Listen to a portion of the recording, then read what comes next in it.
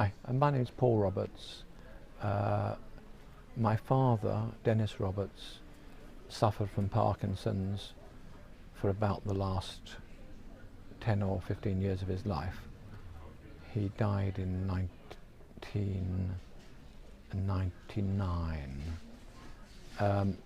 He was very fortunate in that his GP was somebody who had a particular interest in Parkinson's and worked very hard with him to try to identify the most appropriate medication to put him onto a new medication which he thought might be suitable, and as a result his condition, whilst obviously it wasn't totally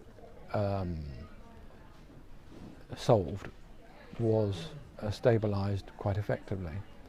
Unfortunately, he had to go into hospital for a different medical problem, and I very much hope it's not the case now, but at that time, in the late 90s, the hospital policy was that the hospital knew best about the suitable medication. So when he went to hospital with all his medication list, he was told, "Oh well, we know much better than that. We will put you on the best medication."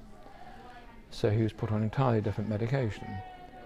After a few weeks, he started getting very severe hallucinations. Literally, he was seeing things crawling up the wall, and he was quite convinced that this meant that he was mentally ill. I mean, I kept saying to him, these are hallucinations, they're not dementia. Apparently the hospital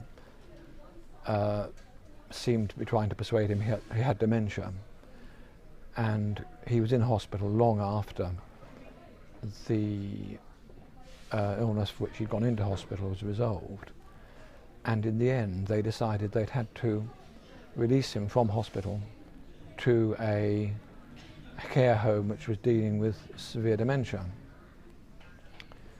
But fortunately, the care home, before agreeing to accept him, insisted on doing a proper review of his condition themselves. And as soon as they looked at his medication, they instantly said, "There's no reason at all to suppose this man has a problem. The medication that you've put him on for his Parkinson's has a well-known side effect of causing these forms of hallucinations." So the care home, the hospital was persuaded to change his medication.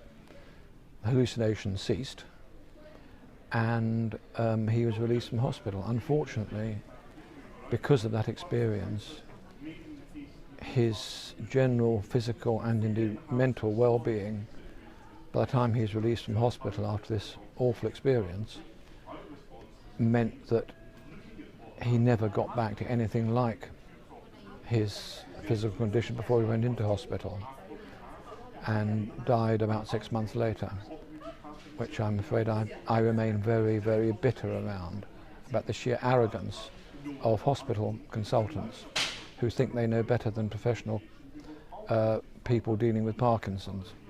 And I'm afraid I shall never forgive that consultant for that behaviour.